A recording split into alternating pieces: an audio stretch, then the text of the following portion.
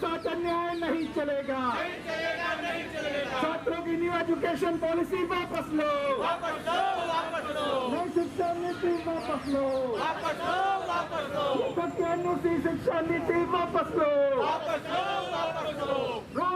बेरोजगारों को रोजगार देना होगा, और बेरोजगारों को भत्ता देना होगा। 21,000 रुपए न्यूनतम वेतन लेके रहेंगे, 21,000 रुपए न्यूनतम वेतन लेके रहेंगे। चाहे जो मजबूरी हो, चाहे जो मजबूरी हो, चाहे जो मजबूरी हो, उद्योगपतियों के इशारों पे सरकार नहीं चलेगी, उद्योगपतियों के इशारों पे सरकार नहीं चलेगी। सभी गरीब जनता को 6 महीने राशन देना होगा, सभी गरीब जनता को 6 महीने पूरा राशन देना होगा। बेरोजगारों को 7,500 रुपए भत्ता देना होगा, कोविड से हुए बेरोजगारों को 7,500 रुपए भत्ता देना होगा। इनकलाब जिंदाबाद, इनकलाब जिंदाबाद। फसल का 1.5 गुना दाम देना होगा, फसल का 1.5 गुना दाम देना होगा। किसानों के रहेंगे, समान काम समान वेतन लेके रहेंगे। 2 अगस्त भारत बचाओ दिवस जिंदाबाद, 2 अगस्त भारत बचाओ दिवस जिंदाबाद, बोलो जिंदाबाद। संयुक्त ट्रेड यूनियनों ने 18 जुलाई की अपनी बैठक में तय किया था कि 9 अगस्त को कैसे वो मजदूर गुजारा कर रहे होंगे, कर रहे हैं। हम अपने देश को बचाने के लिए कर रहे हैं। हमारी चुनौती है, भारतीय जनता पार्टी और उसके नेतृत्व को चुनौती है। कम ऑन, आरएसएस के इशारों पे चलने वालों, कम ऑन टेल अस, कौन है देशभक्त? कम ऑन टेल अस, कौन है patriotic? Come on tell us, who is nationalist and who is anti-nationalist? Here are the people, यहाँ हैं लोग जो खड़े हुए हैं, जो आज देश की अस्मिता को बचाने के लिए खड़े हुए हैं। इसलिए सरकारों को चुनौती देने का ये दिन है और आने वाले दिनों के अंदर संघर्ष और तेज होने वाले हैं और हम अहद ले चुके हैं। हम परवाह नहीं करते हैं, हम बेखौफ लोग हैं, हम निडर लोग हैं। हमने देश के आजादी के आंदोलन में मजदूरों ने अंग्रेजों से टक्कर लिया, देश की आजादी के आंदोलन में हिस्सा निभा के अपने मुल्क को आजाद कराया। तो जिन्होंने अंग्रेजों की दलाली की, जिन्होंने देश के क्रांतिकारी नौजवानों को भटके हुए नौजवान कहा, जिन्होंने देश की आजादी को अपना मिशन नहीं बनाया, देश को तोड़ने के लिए और एक धर्म के आधार पर राज बनाने की सोच को लेकर के निकले, आज वो लोग कुर्सी पे बैठे हैं और हमारी उनको चुनौती है।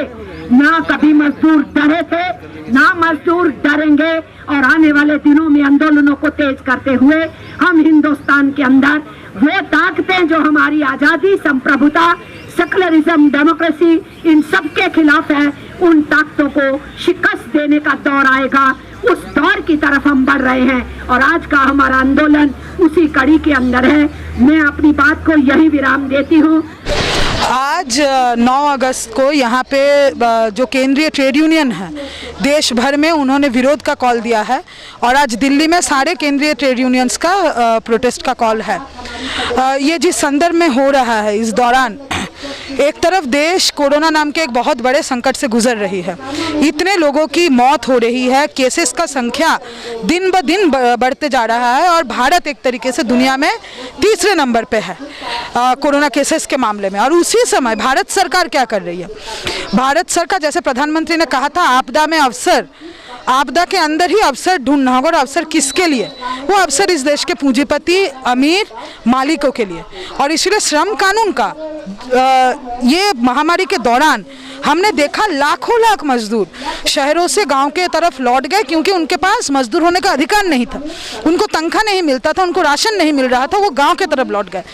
और मजदूरों का अधिकार बढ़ाने के जगह सरकार ने इसी दौरान सारे मजदूर कानूनों को वो ख़त्म कर रही है। कोल सेक्टर का प्राइवेटाइजेशन हो रहा है। कोल जो हमारा नेचुरल रिसोर्स है, देश का राष्ट्रीय संपदा है, उसको निजी कंपनी के हाथों बेचने के लिए निर्देश सरकार इस दौरान निकाल रही है।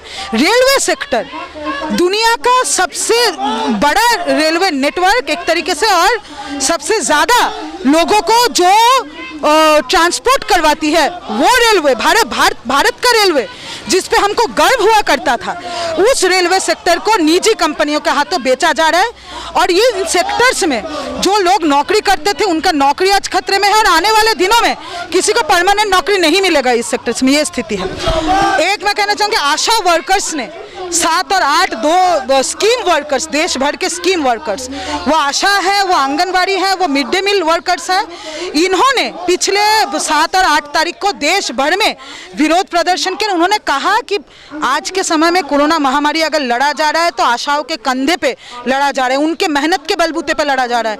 वो घर घर जा रहे हैं सर्वे करने, वो लोगों का हालचाल पूछ रही है। आज के डेट में आशा वर्कर्स को मिनिमम पीपीई भी नहीं दिया जा रहा है, उनको मजदूर का भी जो है सम्मान, मजदूर का अधिकार नहीं दिया जाता, मान दे के उनको निपटा दिया जाता है। तो आज 9 अगस्त, जिस दिन भारत छोड़ो आंदोलन शुरू हुआ था, 9 अगस्त के दिन हम लोग कह रहे हैं ये लुटेरी सरकार, ये मालिकों का सरकार, ये पूंजीपतियों का सरकार, ये भारत छोड़ो, भारत में आपका कोई जगह नहीं है। मैडम, रेल हमारी पटरी, हमारी जमीन, हमारी स्टेशन, हमारे ड्राइवर, हमारा गार्ड, हमारा, उसके बाद में जो मुनाफा है उसको प्राइवेट हाथ में, यही मैं कह रही हूँ। और वो किस समय किया जा रहा है? महामारी के दौरान, जिस समय लोग विरोध करने की स्थिति में नहीं है, जिस समय आप देखिए, मैं बस एग्जाम्पल एक दे रही हूँ बिहार का। बिहार इस देश का ऐसा एक राज्य है जहाँ से लाखों लाख मजदूर बिहार के बाहर जाके मजदूरी करते हैं। दिल्ली जैसे शहर में रहते थे, हमने देखा पैदल वो गए बिहार तक। और बिहार में आज जिस समय माने हेल्थ व्यवस्था का क्या भयानक स्थिति है। अगर रेलवे सेक्टर निजी हाथों में जाएगा, कौन सबसे बड़ा नुकसान उठाएगा?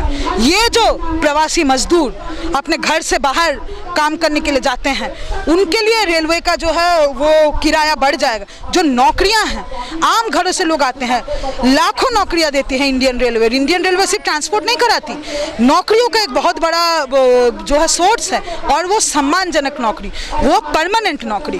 उन नौकरियों को खत्म करके आज सबको ठेकेदार के हाथों चढ़ा दिया जाएगा, ये स्थिति है। रेलवे का निजीकरण मोदी सरकार को कोई हक नहीं बनता, क्योंकि ये रेलवे मोदी सरकार नहीं बनाया है। इस रेलवे को बनाने के लिए जिन लाखों लोगों का मेहनत लगा है, उनका बात आपको सुनना होगा। आप कोई नहीं होते रेलवे को इस तरीके से बेचने के लिए। अभी तक इस सरकार ने 23 कंपनियों का निजीकरण कर दिया है, तो क्या कहना चाहेंगे इस बात? किस कंपनी का? 23 कंपनियों। 23, वही तो मैं कह रही हूँ, ये तो बेचने का सरकार है। ये आई किस लिए है? ये देश को बेचने के लिए आई है, सेल में लगा दिया है। देश का कोल जो है सेल में है, देश का नदी सेल में है, देश का रेलवे सेल में है।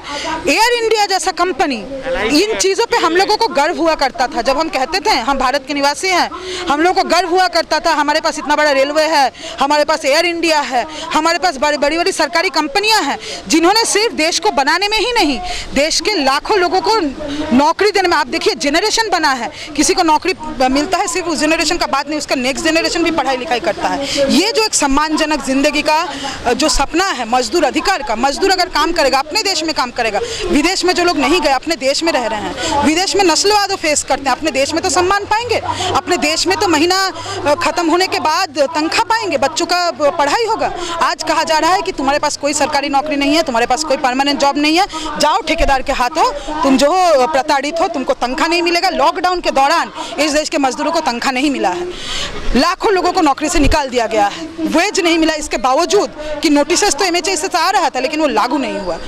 ये स्थिति है। कोविड से बचने के लिए सरकार उपाय बता रही है, लेकिन जब राम मंदिर का जहाँ शिलान्यास हो रहा था, तो उस समय ना तो सोशल डिस्टेंस को देखा जा रहा था, और ना ही अन्य किसी जो चीज़ों को देखा जा रहा था। जो सरकार बार बार कह रही है कि सोशल डिस्टेंस अपनाइए, मास्क लगाइए, लेकिन वहाँ नहीं देखा गया। देखिए, फिजिकल डिस्टेंसिंग हो चाहे मास्क लगाना हो, ये तो जनता अपने बचाव के लिए कर ही रही है। आप क्या कर रहे हैं? आपका भी तो कुछ काम है महामारी से लड़ने के लिए, आपको भी तो अस्पतालें बनानी थी, आपको भी तो डॉक्टर्स को, वो आप कर नहीं रहे हैं। और आप लोगों को कह रहे हैं कि चाहे तुम कोरोना महामारी से मरो, चाहे तुम बेरोजगारी से मरो, हमको कोई फर्क नहीं पड़ता, तुम बस ये जान लो कि राम मंदिर बन गया। इस देश में ये सरकार हिंदू मुस्लिम का राजनीति कराने में माहिर है। ये हिंदुओं को समझाना चाहते हैं कि मुसलमानों के ऊपर प्रताड़ित करके ही इस देश में राष्ट्रवाद स्थापित हो सकती है। और जितने लोग मरे, मैं कह रही हूँ धर्म का ही बात अगर हम कर लें, जितने लोग लॉकडाउन के दौरान मरे उनका धर्म देखने जाएंगे? जो कट गए रेलवे पटरी पे, ट्रेन चल गया, उनका धर्म देखने जाएंगे क्या? उसके घर वालों को हम बोलेंगे कि मंदिर बन गया है, खुश रहो, तुम्हारे घर वाले मर गए होंगे रेलवे के पटरी से, लेकिन कोई बात नहीं, मंदिर बन गया है। ये झांसा इस देश का मजदूर नहीं सहेगा।